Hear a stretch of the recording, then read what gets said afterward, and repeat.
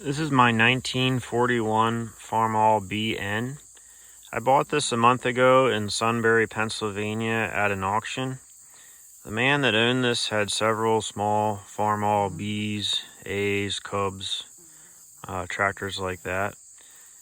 This one had flat tires all the way around and it was not running.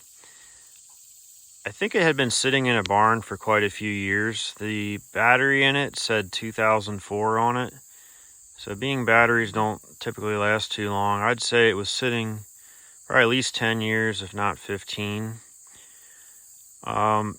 Even getting it on the trailer was a bit of a scenario in itself. All four tires were flat, and the front rims were even damaged from them trying to move it around. I enlisted a young Amish boy to sit on the seat, and he helped steer as we winched it up on my trailer.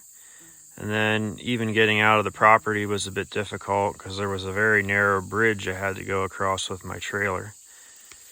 So once I got it home, the first thing I did is change the front rims and tires because it's kind of a pain to work on tractors if you can't even move them. The back tires, luckily, both took air. I'm not a real big fan of turf tires, but these tires are in very good condition. They're old Bridgestones. They're not cracked in any way, so for now, they're going to be the tire that stays on this.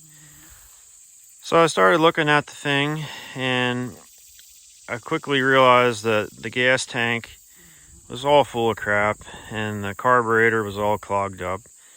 So I cleaned the carburetor out, I made a new fuel line, and cleaned the gas tank. You can see even after cleaning it, there's still quite a bit of sediment in the tank. That's one reason I like these sediment bowls. If they're set up correctly, they do their job pretty good. I haven't had any issues now since it's been running, but it's collecting dirt.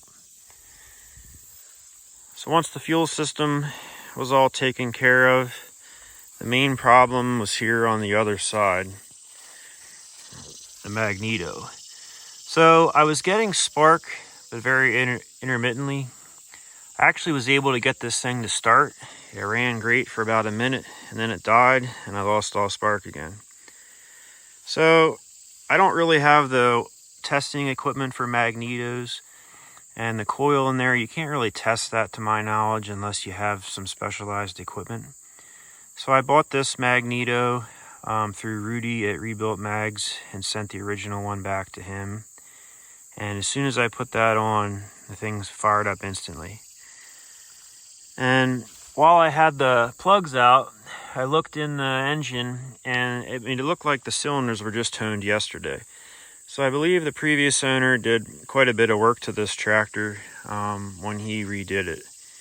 It has over 120 psi of compression on each cylinder, which is pretty good. Now, the next interesting thing related to that, being this is a 41, for those that don't know, International use letters on all their castings. So if you see, it says 219K. So this was made February 19th, 1941. So K would be 1941. Now if we look at the engine, see back here it says 122X. Well, X is 1952. And if you look right back there, see it says FCM 160748, and up there you can see a C. This engine is actually a C123 out of a Farmall Super C. This originally should have had a C113 engine. So at some point in time, the engine was changed. And even further, I had the valve cover gasket off, and the head is actually off in 1951. So it's a bit of a hodgepodge tractor, but to the average person, you're not really going to notice. You could see where the hydraulic pump would be mounted if this was in a super tractor. And the other interesting thing, it has the old style water neck, so it still doesn't have a water pump, so it'd be a thermosiphon system. So now that I got it running, and this thing runs very well, and it's surprising how much power this little thing has. It's almost kind of ridiculous. Some of the other things I had to do to it, the wiring harness, it was a homemade deal, and all the wires were red. It's kind of goofy in my opinion, so I changed the wiring harness. I was able to save the battery box, but it didn't have a lid. This is one thing that kind of annoys me. I bought a lid through Steiner Tractor Parts. Well, a new aftermarket lid doesn't even fit properly on the original box, you can see, so that's kind of aggravating. I did have to change the starter switch. That was an issue. It usually is an issue on these things. It does have rear wheel weights on both sides, as well as the cast centers on both sides. So I don't know if that's a BN thing or if that's like that on Bs too. That's pretty cool. It does have sliding rear drawbar, a belt pulley, and being a 41, this has one of the small PTO shafts. It's kind of unusual. I mean, it's not really usable. You can see this belt pulley casting had some kind of an issue at some point. Someone either brazed it or welded it. When I bought this, it was actually set up as like a 2-seater deal. I might put that back on at some point. I didn't really care for the way that was done. I did make a bracket for a slow moving vehicle sign. I like to have those on all my tractors. Trying to think what else.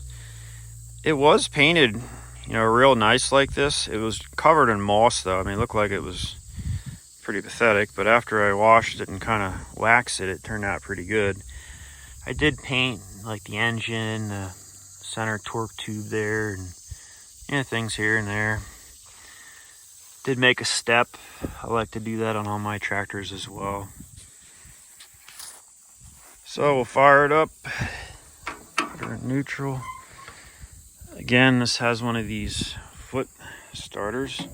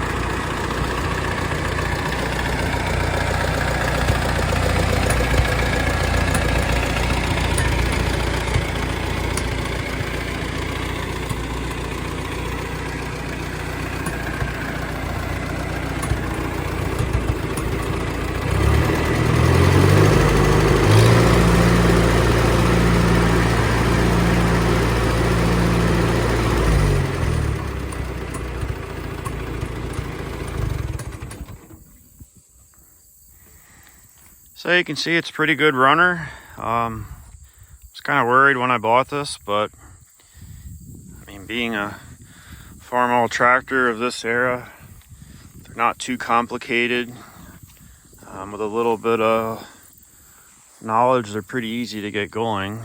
I was pretty lucky with the engine as far as the condition, how nice it is on the inside.